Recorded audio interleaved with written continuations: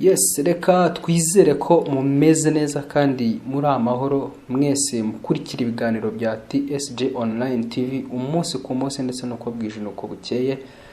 Uyu munsi rero dufite amakuru menshi kandi atandukanye n'inkuru zigira muri eshatu. Uyu munsi turi buze kurebera hamwe inkuru ya mbere, umutwe wayo tugiye kuganira uragira uti uko byagendekeye Miss Ingabire Grace nyuma y'isubikwa rya Miss World cyangwa se nyuma y'isubikwa rya Nyampinga w'isi. Nyuma y'isubikwa rero ry'irushanwa rya Miss w'isi cyangwa se rya Nyampinga w'isi 2021 ku munota wa nyuma hirindwa ikwirakwira ry'icyorezo cya COVID-19, bakobwa bose bahise basezererwa mu mwiherero mu kuboza cyangwa se mu kwezi kwa 12 2021. Buri wese yaratashye babwirwa ko irushanwa rizasohokurwa muri Werurwe 2022 cyangwa se mu kwezi kwa gatatu mu mwaka wa 2022, ubwo abandi bazasereza ubwo abandi basezererwaga mu mwiherero bagahita bataha. Ingabire Grace wari uhagarariye u Rwanda we ntago ariko byagenze. Amakuru TSG Online TV ifite nuko Ingabire Grace yahise atangira ibiruhuko muri Leta Zunze Ubumwe za Amerika cyangwa se vacances muri iki gihugu cyo muri Leta Zunze Ubumwe za Amerika, aho yize ndetse yanabaye igihe kinini kuko uyu Miss Grace kaminuza ndetse n'andi mashuri yayize muri Leta Zunze Ubumwe za Amerika. Umwe mu bayobozi rero ba Miss Rwanda yatubwiye ko uyu mukobwa uba ari muri gahunda ze muri Amerika mu gihe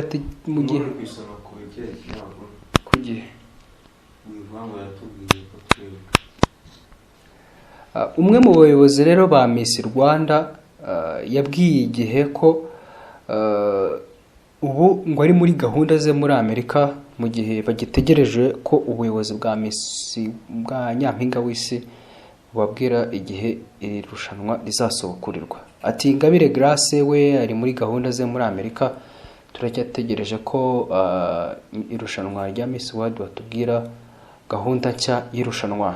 Amakuru ahari avuga ko Ingabire yahisemo kuguma muri Amerika kuko yari amaze kubona ko irushanwa risubitswe by'igihe gito. Rero iri rushanwa ryasubitswe mu kwezi kwa 12 2021 nyuma yaho abakobwa 17 mu bari bari guhatanira irushanwa basanzwemo icyorezo cya coronavirus. Mu 2020 rero ryagombaga kuba ariko kubera icyorezo nabwo ntiryaba, bituma umunyajamaica Tony Ann akomeza kwambara ikamba yegukanye muri 2019. Tubibutsa yuko havuzwe byinshi cyane kuri Miss Ingabire Grace, ngira ngo muribuka ubwo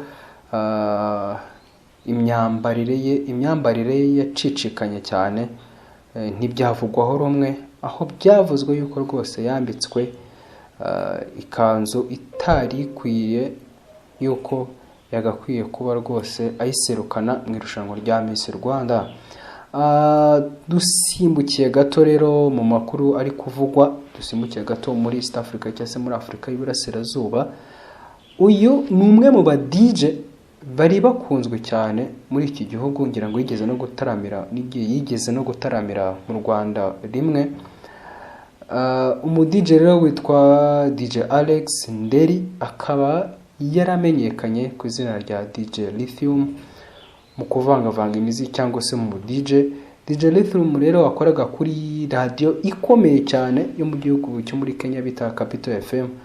Rero yashizemo umwuka mu ijoro ryahise nyuma yo kwiyahura, uyu DJ anyoye uburozi. Amakuru turi gukura muri iki gihugu cyo muri Kenya avuga ko mbere yo gufata umwanzuro wo kwiyahura uyu DJ ngo yabanje agukuraho imbuga nkoranyambaga ze zose yakoreshaga.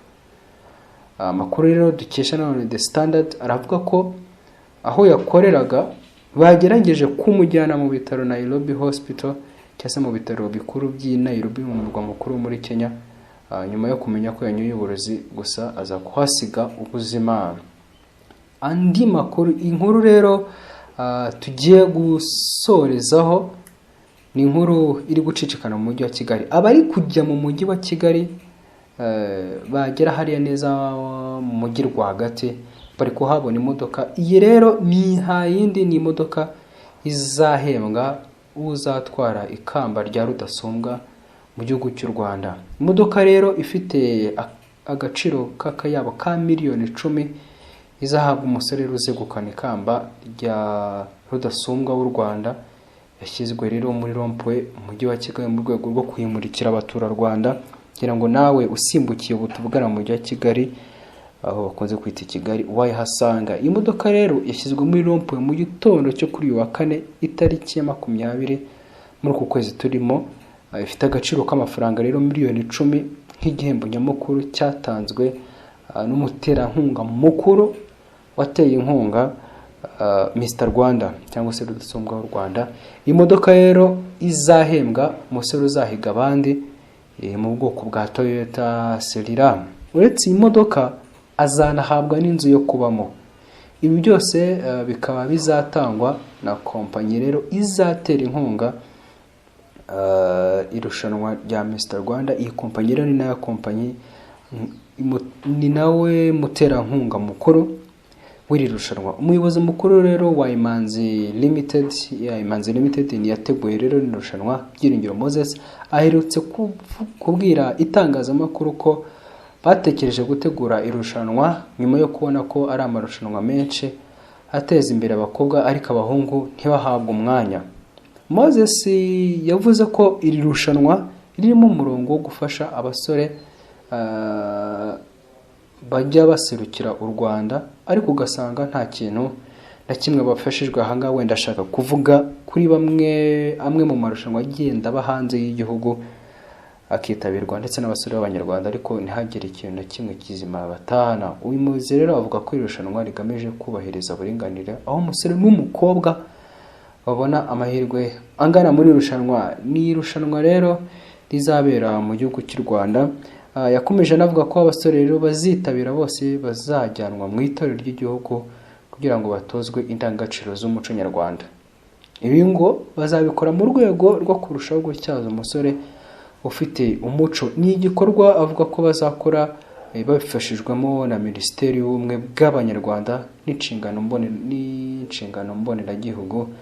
Iyi ni minisiteri yitwa Minubumwe. Ibyo umusore azasabwa kuba rero afite irushanwa rya Miss Rwanda bagiye babigaruka, ariko natwe tubigarukaho twihuta, ni ukuba uri umunyarwanda kandi kuba ufite hagati y'imyaka 18 na 30, kuba atarakatiwe n'inkiko, kuba yararangije amashuri yisumbuye cyangwa se kaminuza, kuba asa neza bigaragarira buri wese.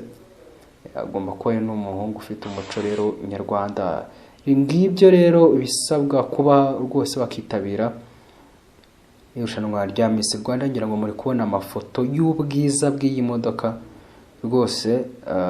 Uzigukanira ikamba rya rudasumbwa w'u Rwanda azaba yegukanye. Reka tubashimire mwese rero, duhurire mu biganiro byacu byinshi byiza ubu by'ubutaha.